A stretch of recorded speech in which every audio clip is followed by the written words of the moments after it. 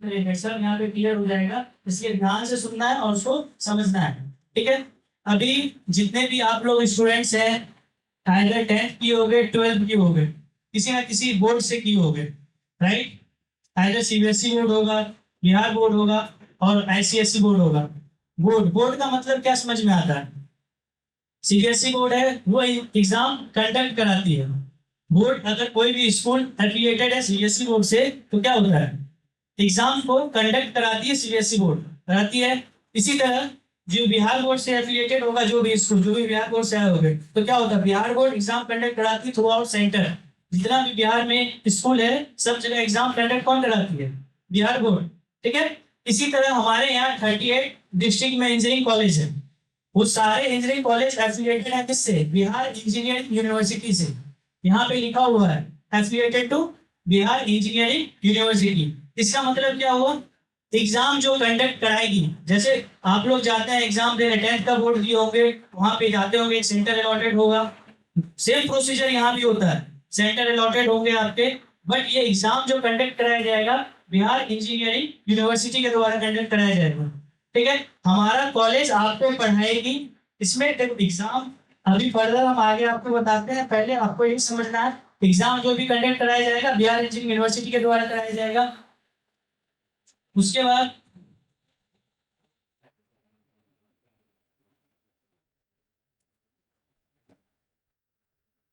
अमन horizontal में photo click करो।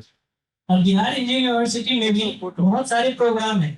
ठीक है, बिहार इंजीनियरिंग यूनिवर्सिटी में भी बहुत सारे हमारे प्रोग्राम हैं। और हाँ, बीटेक है, आर्किटेक्चर है, बैचलर इन आर्किटेक्चर, एमटेक है, एमबीए है। लेकिन हमारा आप लोग जो कॉलेज में एडमिशन लिया, हमारे कॉलेज बस बीटेक करा रही है यहाँ पे बिहार इंजीनियरिंग। जो आपका गवर्नमेंट इंजीनियरिंग कॉलेज बक्सर है, आप जो ज्वाइन किए हो बीटेक करने के लिए किए हो, तो नंबर ऑफ प्रोग्राम बीयू में बहुत सारे हैं। ठीक है, अभी कुछ प्रोग्राम के मैंने नाम लिए, अभी और नया नया प्रोग्राम स्टार्ट हो रहा है बीयू के अंदर, पर आपका जो प्रोग्राम है वो बीटेक है। बीटेक के बारे में आपको जानना है, तो सबसे पहले आपका प्रोग्राम है बीटेक, ये जान लिया। अभी एग्जाम जो कंडक्ट होता है हमारे यहाँ, आप जो भी एग्जाम दोगे, टाइप्स ऑफ एग्जाम, दो तरह के एग्जाम होंगे हमारे यहाँ पे। एक होगा आपका इंटरनल एग्जाम, ठीक है, और एक होगा आपको एक्सटर्नल एग्जाम। इंटरनल एग्जाम जो है वो कॉलेज के द्वारा कराया जाएगा। जैसे आप गवर्नमेंट इंजीनियरिंग कॉलेज बक्सर में हो, कोई आपका फ्रेंड होगा किसी और कॉलेज में होगा, तो इंटरनल एग्जाम, इंटरनल का मतलब ये हो गया कि कॉलेज में कराया जाएगा, और एक्सटर्नल एग्जाम जो है वो आपका ड्यू के थ्रू कराया जाएगा। मतलब जैसे बताया आपको 10th का 12th का बोर्ड था, बोर्ड जैसे सेंटर अलॉट करती है, एग्जाम देने के लिए आप जाते हो, बाहर से क्वेश्चन पेपर आता है, सेम प्रोसीजर यहाँ भी यही है। इंटरनल एग्जाम आपका यहाँ पे कॉलेज में होगा, जो भी कॉलेज के फैकल्टी के द्वारा लिया जाएगा, क्वेश्चन पेपर बनाया जाएगा, वो क्वेश्चन पेपर बनेगा आपका में जाता ना फट जाता। जो भी आपके कॉलेज के फैकल्टी हैं, जो भी रिस्पेक्टिव फैकल्टी आपको पढ़ाते हैं हर सब्जेक्ट में, उनके द्वारा वो क्वेश्चन पेपर तैयार किया जाएगा और उनके द्वारा वो पेपर को कंडक्ट कराया जाएगा। ठीक है, अब इंटरनल मार्क्स है 30 मार्क्स का होता है, एक्सटर्नल 70 मार्क्स का। मतलब एग्जाम में जो आपको 100 मार्क्स टोटल पर सब्जेक्ट अलॉटेड होते हैं, 30 मार्क्स इंटरनल लिखा हुआ है। 30 मार्क्स में क्या होता है, 20 मार्क्स आपके इंटरनल में मिड टर्म से आएंगे। यहाँ पे जो भी सब्जेक्ट आपको पढ़ाया जाएगा, रिस्पेक्टिव जो भी फैकल्टी आपको पढ़ाएंगे, तो वो 20 मार्क्स का मिड टर्म लेंगे, जो कि कॉलेज में ही होगा, पेपर भी यही बनेगा। बट जो आपका एक्सटर्नल एग्जाम है 70 मार्क्स, वो क्वेश्चन पेपर आपका आएगा बीयू से। वहां पे कोई रोल नहीं है आपके इंटरनल फैकल्टी का। इसका मतलब सब्जेक्ट को थोड़ी अच्छे से पढ़ना है। ऐसा नहीं कि जो क्लास कॉपी में करा दिया गया उससे आप एक्सटर्नल एग्जाम लिख सकते हैं, नहीं, आपको पूरा कंप्लीट पढ़ना है। आपका क्लास टॉपिक जो रिस्पेक्टिव फैकल्टी पढ़ा रहे हैं वो आपका इंटरनल मार्क्स, एक्सटर्नल मतलब ओवरऑल पेपर बन रहा है। जैसे आपका सीबीएसई में 10th बोर्ड हुआ, 12th बोर्ड हुआ, इसका पेपर बाहर बनता है, कोई और सेट करता है। सेम प्रोसीजर यहाँ भी है, आपका क्वेश्चन पेपर 70 मार्क्स का कोई और सेट करेगा, फिर वहां से क्वेश्चन पेपर आता है, फिर आपको एक्सटर्नल मार्क्स के लिए अपियर होना पड़ेगा। अब देखिए यहाँ पे इंटरनल मार्क्स का यहाँ पे डिटेल दिया हुआ है। इंटरनल मार्क्स का क्या वेटेज है, 30 मार्क्स जो इंटरनल होते हैं उसके क्या वेटेज है यहाँ पे लिखा हुआ है। 20 मार्क्स आपका क्या है, मिड टर्म एग्जाम है, ठीक है। और अटेंडेंस, अटेंडेंस का क्या है, 5 मार्क्स है। ये बहुत कंपलसरी है, कोई भी एग्जाम में बैठने से पहले अटेंडेंस के बारे में बता दो। आपका 75% रूल है ड्यू की तरफ से। अगर बच्चे 75% अटेंडेंस नहीं, अपने क्लास में प्रेजेंट नहीं हो पाते 75% टाइम, तो उसको एग्जाम देने से डिवाइड कर दिया जाएगा। मतलब आप लोग में से कोई भी एग्जाम नहीं दे पाओगे। इसीलिए आपका अटेंडेंस बहुत इंपॉर्टेंट है। क्लास में अटेंडेंस बहुत जरूरी है। तो आप देख सकते हो यहाँ पे 5 मार्क्स असाइनमेंट के भी हैं। टोटल 30 मार्क्स इंटरनल है, जिसमें आपके 20 मार्क्स मिड टर्म एग्जाम के होंगे जो आप लिखोगे कॉपी में, जो एग्जाम की तरह होगा। और बाकी 5 मार्क्स जो आप क्लास अटेंड करोगे। क्लास आने के भी नंबर दिए जा रहे हैं, ठीक है, क्लास आने के भी नंबर दिए जा रहे हैं। 5 मार्क्स आपका क्लास अटेंडेंस का हो गया और 5 मार्क्स है आपके असाइनमेंट के। जो भी क्लास में फैकल्टी आपको असाइनमेंट देंगे वो करना है, ठीक है। ये हमारा टोटल इंटरनल मार्क्स का वेटेज है 30 मार्क्स, ठीक है। अब देखो इंटरनल मार्क्स का क्वेश्चन पेपर के बारे में बता देता हूँ। इंटरनल मार्क्स का क्वेश्चन पेपर टोटली डिपेंड करता है आपके इंटरनल फैकल्टी के ऊपर। जो भी फैकल्टी आपको पढ़ाते हैं, जो भी सब्जेक्ट है, उनके ऊपर डिपेंड करता है। हो सकता है वो पेपर बनाए 4 क्वेश्चन का पेपर बनाए 5 मार्क्स ईच, है ना, 4 into 5 20 हो गया। 5 क्वेश्चन दे 4 मार्क्स ईच, ठीक है। वो ऑप्शनल भी दे सकते हैं कि 7 क्वेश्चन दे जिसमें 5 अटेम्प्ट करना है। ये टोटली डिपेंड करता है आपके इंटरनल जो भी फैकल्टी है वो किस तरीके से पेपर को सेट करते हैं, उनका लेवल क्या है। तो इसमें कोई एक्सटर्नल किसी का रोल नहीं है। टोटली आपके क्लास में जो फैकल्टी पढ़ाते हैं उनका पूरा रोल होता है। तो 20 नंबर के मिड टर्म होते हैं। मिड टर्म एग्जाम के बाद आपका कॉपी ग्रेजुएशन हो जाता है। कॉपी ग्रेजुएशन के बाद आपको कॉपी दिखाया जाता है क्लास में। जो भी आपका उस समय जो भी क्वालिटी होगा कि नहीं मेरे में इसमें 5 में से 4 चाहिए थे, मतलब 4 ही मिले, 5 में 5 मिलने चाहिए थे, जो भी उसी समय क्वालिटी करना पड़ेगा। वो एक बार मार्क्स कॉपी दिखाने के बाद जब सबमिट हो जाता है तो वो मार्क्स आपका चेंज नहीं होगा। इंटरनल मार्क्स का चेंज नहीं होगा। जो आपका कॉपी एक बार दिखा दिया गया कॉपी चेक होने के बाद, उसके बाद उतना ही मार्क्स हम व्यू भेजते हैं इंटरनल मार्क्स के फॉर्म में, ठीक है। अब आगे देखो इंटरनल मार्क्स। अब ये देखो थ्योरी पेपर था, ठीक है, थ्योरी पेपर था। इंटरनल मार्क्स का ये थ्योरी पेपर है। हर सब्जेक्ट का कुछ ना कुछ थ्योरी होता है और साथ में क्या होता है, प्रैक्टिकल होता है। तो इंटरनल मार्क्स का ये थ्योरी पेपर था जिसका हम मिड टर्म कंडक्ट किए और 5 नंबर अटेंडेंस के थे और 5 असाइनमेंट के थे। थ्योरी पेपर के बाद हमारा क्या होता है, लैब भी होता है हर सब्जेक्ट का। तो लैब का भी अलग से इंटरनल असेसमेंट होता है। तो ये प्रैक्टिकल का है। देखो इंटरनल जो होता है टोटल मार्क्स लैब का वो 20 होता है, ठीक है। एक्सटर्नल कितना था, थ्योरी पेपर का कितना था, थ्योरी पेपर का इंटरनल मार्क्स कितना था, कितना 30। 20 इंटरनल मार्क्स टोटल 30 है, ठीक है। 20 के मिड टर्म हुए थे, 5 तुम्हारा असाइनमेंट था और 5 अटेंडेंस था। अब इसी तरह इंटरनल मार्क्स होते हैं। इंटरनल 20 मार्क्स के होते हैं लैब के। थ्योरी पेपर अलग होता है, लैब अलग होता है। तो थ्योरी पेपर के तुम्हारे टोटल इंटरनल मार्क्स 30 और 70 व्यू कंडक्ट कराती है। उसी तरह तुम्हारा ये इंटरनल जो प्रैक्टिकल है टोटल इसके इंटरनल मार्क्स हो जाते हैं 20, ठीक है। 20 में 10 मार्क्स जो भी रिस्पेक्टिव फैकल्टी पढ़ाते हैं वो वाइवा कंडक्ट कराते हैं, अपना इंटरनल वाइवा लेते हैं। जो भी आप लैब को कंडक्ट परफॉर्म कीजिएगा उससे रिलेटेड जो क्वेश्चन होंगे वो इंटरनल वाइवा कराते हैं। 10 मार्क्स उसके होंगे। 5 मार्क्स आपके होंगे अटेंडेंस के। लैब में भी अगर अटेंडेंस आपका नहीं है तो लैब में अटेंडेंस के मार्क्स नहीं मिलेंगे, ठीक है। उसके बाद 5 मार्क्स होता है जो लैब फाइल आप लोग लिखते हैं वो कंप्लीट है कि नहीं, वो कंप्लीटेड फाइल होगा तो उसके 5 मार्क्स मिलेंगे। तो टोटल 20 मार्क्स आपको इंटरनल में मिलते हैं। प्रैक्टिकल जो लैब होता है ना उसके टोटल इंटरनल के 20 मार्क्स होते हैं, ठीक है। अब कोई कंफ्यूजन नहीं, 2 पेपर हो गए, एक प्रैक्टिकल हो गए और एक थ्योरी पेपर हो गए। थ्योरी के इंटरनल मार्क्स कितने हो गए, 30, टोटल 30 हो गया, जिसमें 20 मिड टर्म एग्जाम के थ्रू आता है। और आपका प्रैक्टिकल एग्जाम के टोटल इंटरनल मार्क्स कितने हो गए, 20, ठीक है। अब आगे एक्सटर्नल एग्जाम 70 मार्क्स के होते हैं। अब एक्सटर्नल एग्जाम जब भी कंडक्ट होता है वो बीयू कराएगी।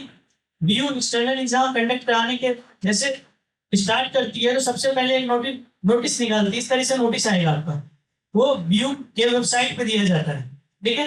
व्यू के वेबसाइट पर नोटिस आता है। अभी ये 8 सेमेस्टर का है, अभी जो आपके सीनियर पास आउट हो गया उनका ये नोटिस है। इस तरीके से पहले व्यू अपना नोटिस अपने वेबसाइट पे डालती है। उसके बाद फर्दर इस नोटिस के बाद हम कॉलेज से एक नोटिस डालते हैं। यहाँ पे लिखा हुआ है गवर्नमेंट इंजीनियरिंग कॉलेज बक्सर, हमारा एक नोटिस आएगा अपने वेबसाइट पे, गवर्नमेंट इंजीनियरिंग कॉलेज बक्सर की वेबसाइट पे आएगा। इस नोटिस में हर चीज मेंशन होता है, किस डेट तक आपको पैसा जमा करना है और किस डेट में फॉर्म भरना है, एक एक चीज लिखा हुआ है। अब यहाँ पे देखिए एग्जाम फी दिया हुआ है, दिख रहा है आप लोग को, एग्जाम फी मेंशन है जनरल बीसी और एबीसी के लिए कितना है 3700, ठीक है। एग्जाम फी एससी और एसटी के लिए है 700। अभी आप लोग रेगुलर वाले में तो ये 37 और 700। जब आप फर्स्ट सेमेस्टर के बाद सेकंड सेमेस्टर में चले जाते हैं, अगर कोई एक सब्जेक्ट होता है जिसमें फेल हो जाते हैं तो उस आपके पास फर्दर फिर चांस होता है कि वापस से बैक पेपर एक सब्जेक्ट में दे सकते हैं। और नीचे जो लिखा हुआ है एग्जाम फी बैकलॉग, वो बैकलॉग का फी है। रेगुलर जब आप एडमिशन लेते हैं तो एग्जाम फॉर्म भरते हैं, उसका 3700 फी है जनरल बीसी ईबीसी का, और एससी एसटी का कितना है 700, ठीक है। ये आपको नोटिफाई कर दिया जाएगा कॉलेज की तरफ से। जैसे ये वाला नोटिस आएगा बीयू का, ऐसे ही सडन उसके बाद आपको ये नोटिस कॉलेज वेबसाइट पर मिल जाएगा, कॉलेज की तरफ से जारी कर दिया जाता है, ठीक है। नोटिस आते ही सबसे पहला आप लोग का काम होता है फी पेमेंट करना। नोटिस आते ही सबसे पहले बोला जाता है फी पेमेंट करने के लिए। अब फी पेमेंट कैसे करना है वो देखना है। यहाँ पे फी पेमेंट के लिए सबसे पहले आपको जाना है गूगल पे, SBI कलेक्ट डालना है। SBI कलेक्ट डालोगे, पहला जो आपको SBI कलेक्ट का दिख रहा है वहां पे क्लिक करना है, ऐसा पेज खुलेगा। उसके बाद यहाँ पे एजुकेशनल इंस्टीट्यूशन है, यहाँ पे क्लिक करना है आपको जाके एजुकेशनल इंस्टीट्यूशन पे। एजुकेशनल इंस्टीट्यूशन पे क्लिक करने के बाद आपको वहां देखिए फिल्टर्ड बाय स्टेट आ रहा है ना राइट साइड में, ये फिल्टर्ड बाय स्टेट है। उसके बाद यहाँ पे आपको एजुकेशनल इंस्टीट्यूशन का नाम देना है, तो स्टेट में आप बिहार दे दो। उसके बाद यहाँ पे जैसे GOVENG डालोगे तो यहाँ पे देखो गवर्नमेंट इंजीनियरिंग कॉलेज बक्सर दिख रहा है, ठीक है। गवर्नमेंट इंजीनियरिंग कॉलेज बक्सर पे आप क्लिक करोगे। उसके बाद गवर्नमेंट इंजीनियरिंग कॉलेज बक्सर पे क्लिक करते ही नेक्स्ट पेज ऐसा खुलेगा। तो यहाँ पे देखो अलग अलग फी पेमेंट का है, registration fee, admission fee, exam फी, बैकलॉग, जो भी एग्जाम फी आप दोगे यहाँ पे आ जाएगा आपको, ठीक है। यहाँ पे फी पेमेंट करने के बाद आपको अपना डिटेल यहाँ पे फिल करना होगा। डिटेल फिल करते ही आपको पेमेंट सबमिट करने के बाद पेमेंट कंप्लीटेड हो जाएगा। उसके बाद फर्दर एक इस तरह का स्लिप जनरेट होता है। पेमेंट करने के बाद आपको इस तरह का पेमेंट स्लिप जनरेट होगा, वो पेमेंट स्लिप अपने पास रखना है, वो सबमिट करना होता है एग्जाम सेक्शन में, ठीक है। पेमेंट करने के बाद ये पेमेंट स्लिप जनरेट होगा, उसको प्रिंट करके अपने पास रखना है, उसको बाद में एग्जाम सेक्शन में जमा करना होता है। पेमेंट करने के बाद जैसे ही आपका पेमेंट कंप्लीट हो जाता है, उसके बाद आप जाओगे BU मैनेजमेंट पे, ठीक है। फॉर्म भरना है ना, पहले पेमेंट करना है फिर फॉर्म भरना है, तो पेमेंट का प्रोसीजर मैंने बता दिया। पेमेंट करने के बाद ही आपको गूगल पे फिर से जाना है और क्या लिखना है BU मैनेजमेंट करके। तो BU मैनेजमेंट करके जैसे आएगा, ये जो पहला एग्जामिनेशन मैनेजमेंट सिस्टम है उसको ओपन करना। उसको ओपन करते ही आपको इस तरीके का दिखेगा आपको, ठीक है। स्टूडेंट लॉगिन, स्टूडेंट लॉगिन में रजिस्ट्रेशन नंबर और पासवर्ड डालोगे, आपका लॉगिन हो जाएगा। अब रजिस्ट्रेशन नंबर का बात है कि रजिस्ट्रेशन नंबर कहाँ से मिलेगा। अभी आप लोग एडमिशन लिए हो, जितना डिटेल दिए हो ना एग्जाम का, मतलब अपना जो भी डिटेल दिए हो, नाम, एड्रेस, फादर्स नेम, जो भी अभी ये फर्दर BU में रजिस्ट्रेशन होगा एक एक बच्चों का, कैटेगरी, नेम, हर चीज रजिस्ट्रेशन होगा और वो आपका फिक्स हो जाएगा। BU के वेबसाइट पे जब भी स्टूडेंट लॉगिन करोगे, जैसे करते हो आपका पूरा डिटेल दिखाएगा वहां पे। अभी एक पेज है, मैं दिखाता हूँ किस तरह का डिटेल दिखाएगा वहां पे। ये देखो इस तरीके का डिटेल दिखाता है। जैसे अंदर जाओगे स्टूडेंट रजिस्ट्रेशन करके, ये पूरा detail student name, mother's name, photo वगैरह जितना भी आप लोग दिए हो सब कुछ यहाँ पे दिखाई देगा। यहाँ पे कास्ट कैटेगरी लिखा हुआ है, जनरल, BC SC ST, ये सब सारा जो भी आप कैटेगरी के हो। तो जैसे आपका रजिस्ट्रेशन होता है, सबसे पहला काम है जैसे आप लोग का रजिस्ट्रेशन होगा तो ये ध्यान से आप इस पर ध्यान देना, क्योंकि अधिकतर बच्चे सेकेंड सेमेस्टर थर्ड ईयर में जाकर उनका गलती होता है। कभी कभी ये जो कास्ट कैटेगरी है ना, ये दूसरा हो जाता है, गलती होता है मिस्टेक से। आप अगर OBC के EBC के हो सकता है आपका जनरल पे आ रहा है, शो कर रहा है रजिस्ट्रेशन करने के बाद। तो जैसे आपका रजिस्ट्रेशन होगा, आपको रजिस्ट्रेशन नंबर और पासवर्ड मिलेगा, और रजिस्ट्रेशन नंबर पासवर्ड दोनों डाल के चेक करना है कि आपका डिटेल यहाँ पे सही है कि नहीं। सही नहीं है, आप एकेडमिक में जाओ, इसको सही करवाओ, नहीं तो फर्दर आपका जो एग्जाम होगा उस एग्जाम में आपको उसी कैटेगरी पे जमा करना पड़ेगा जो आपका कैटेगरी यहाँ पे शो करेगा। अगर आप ऐसा हो SC का फी है 700, लेकिन गलती से यहाँ पे जनरल पे क्लिक हो गया तो आपको जनरल का ही समय पैसा देना पड़ेगा। ठीक है, इसीलिए बहुत इंपॉर्टेंट है ये। जैसे आपका रजिस्ट्रेशन होगा उसी टाइम इसको लॉगिन करके देखना है कि हमारा कैटेगरी क्या है, अपना नाम जो भी यहाँ पे नाम होगा वही एग्जाम में फर्दर जाकर की यूनिवर्सिटी का एग्जाम का जब भी रिजल्ट आएगा तो वही नेम आपका शो करेगा, जो कैटेगरी है वही शो करेगा। तो ये बहुत इंपॉर्टेंट है। ठीक है, तो ये रजिस्ट्रेशन नंबर और पासवर्ड आपको मिल जाएगा जैसे आपका रजिस्ट्रेशन होगा। उसके बाद एग्जाम फॉर्म फिल करते टाइम अगर कोई भी अपना रजिस्ट्रेशन नंबर सबको तो याद ही रहेगा, अगर अपना कोई पासवर्ड भूल जाता है, होता है ना कहीं कहीं पासवर्ड भूल गए, पासवर्ड भूलने के बाद आपको सीधा एग्जाम सेक्शन में ये मेल आईडी दिया हुआ है, एग्जाम सेक्शन में इस मेल आईडी पे मेल करना होगा नेम और रजिस्ट्रेशन नंबर। इतना डिटेल आप मेल करते हो एग्जाम सेक्शन में तो आपका पासवर्ड वापस से आपको मेल कर दिया जाता है। ठीक है, सबसे फॉर्म भरने से फॉर्म भरने के लिए सबसे ज्यादा इम्पोर्टेंट है ये यहाँ पे हम लोग है मैनेजमेंट में क्लिक किए, अपना लॉगिन में गया, लॉगिन पासवर्ड डाले और ये पेज शो करेगा। ये पेज शो करते ही यहाँ पे student login left side top corner पे देखो लिखा हुआ है स्टूडेंट लॉगिन, वहाँ पे जब अपना कर्सर लेके जाओगे तो ये शो करेगा grade card application form profile, इस तरह से वहाँ पे फॉर्म भरने का एक ऑप्शन दिखेगा, वो उस पर क्लिक करोगे तो ये आपका रिफ्रेश खुलेगा। ठीक है, एग्जाम नेम जो भी एग्जाम आप देने जा रहे हो उसका वहाँ पे एग्जाम नेम शो करेगा। जैसे आप लोग 24 बैच के हो तो एग्जाम अभी जो आपका कमिंग में शो करेगा वो फर्स्ट सेमेस्टर एग्जाम 2024 करेगा। देखो जैसे यहाँ पे शो कर रहा है ना बहुत सारे एग्जाम का नाम शो कर रहा है, बीटेक 8 सेमेस्टर, इसी तरह बीटेक फर्स्ट सेमेस्टर अभी जो हुआ है कंडक्टिंग आपके जो सीनियर इमीडिएट सीनियर उसका बीटेक फर्स्ट सेमेस्टर एग्जामिनेशन 2023 है। इसी तरह आपका जो आएगा बीटेक फर्स्ट सेमेस्टर एग्जामिनेशन 2024 आएगा, तो उस पर जाकर के क्लिक करना है। उसके बाद मोस्ट इंपॉर्टेंट ये है जीरो फर्स्ट अटेम्प्ट और फोर्थ नेक्स्ट अटेम्प्ट, ये बहुत इंपॉर्टेंट है। रेगुलर बच्चे जब भी आप फर्स्ट सेमेस्टर का पूरा कंप्लीट एग्जाम देते हो, फर्स्ट सेमेस्टर देते हो फिर सेकंड सेमेस्टर में जाते हो उसका, अगर आप रेगुलर स्टूडेंट हो तो इसमें सेलेक्ट करना है जीरो फर्स्ट अटेम्प्ट करके सेलेक्ट करना है। आप रेगुलर स्टडी कर रहे हो जीरो फर्स्ट अटेम्प्ट करके सेलेक्ट करना है। जब आप आगे जाते हो थर्ड सेमेस्टर में जाओगे, कोई एक फर्स्ट सेमेस्टर में कैरी रह गया है पेपर तो जूनियर के साथ जब बैठ के देना होता है उस समय जब आप इसमें सेलेक्ट करोगे तो फोर्थ नेक्स्ट अटेम्प्ट सेलेक्ट करना होता है। समझ में आया? रेगुलर जब आप कंटिन्यूअसली जैसे फर्स्ट सेमेस्टर में पढ़ रहे हो तो फर्स्ट सेमेस्टर का जब फॉर्म भरोगे तो कौन सा सिलेक्ट करना है, zero first attempt.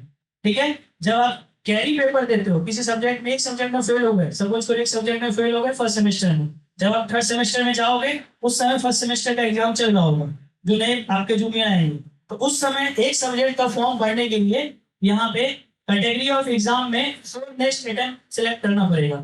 Zero attempt हम तब सेलेक्ट करते हैं जब हम रेगुलर होते हैं, कंप्लीट सारे जिस सेमेस्टर में पढ़ रहे हैं, रेगुलर का मतलब होता है जिस सेमेस्टर में हम पढ़ रहे हैं उस सेमेस्टर को कंप्लीट एग्जाम जो दे रहे हैं उसमें जीरो नेक्स्ट करके आएगा। ठीक है, और जब आप बैक पेपर देते हैं, एक पेपर, दो पेपर या तीन पेपर, तो उसमें फोर नेक्स्ट अटेम्प्ट हम सेलेक्ट करते हैं, ये बहुत इंपॉर्टेंट है।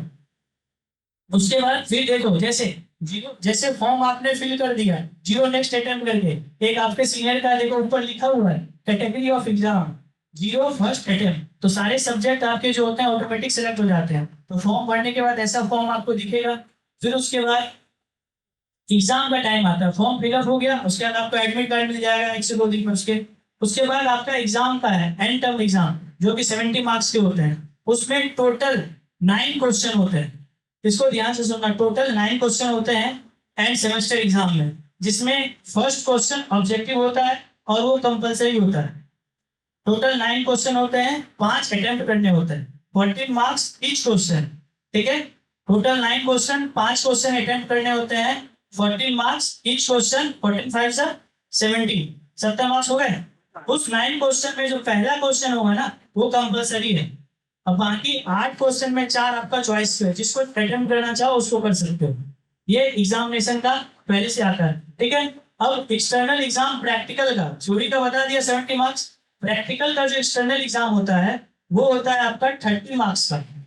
20 मार्क्स का इंटरनल था जिसमें 10 वाइवा का था, 5 अटेंडेंस और 5 लैब फाइल का, और एक्सटर्नल हो गया 30 मार्क्स का।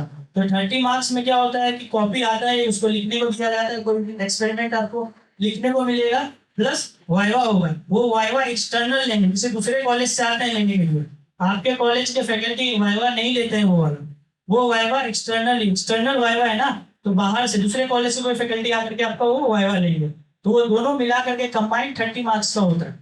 ठीक है, लैब का और थ्योरी पेपर दोनों कंप्लीट हो गया। अब आगे फर्दर देखिए, आपका ये गाइडलाइन है एग्जाम का। जब आपको एडमिट कार्ड मिलेगा, एडमिट कार्ड के नीचे एग्जाम का पूरा गाइडलाइन लिखा रहता है, आपको क्या करना है क्या नहीं करना, उसको ध्यान से पढ़ना है एग्जाम में। और एग्जाम जो भी आप करोगे वो कम्प्लीटली मॉनिटर्ड होता है सीसीटीवी से। आप क्या कर रहे हो, हर क्लासरूम में 2 कैमरा लगा हुआ है, एक सामने एक पीछे से, आप कम्प्लीटली मॉनिटर्ड होते हो। यहाँ से नहीं, यहाँ पे हमारे पास भी सिस्टम में कैमरा लगा हुआ है। सेम चीज व्यू में शेयर होता है, बीएसटी में शेयर होता है, आपको व्यू से भी देखा जाता है एग्जाम किस तरीके से लिख रहे हो।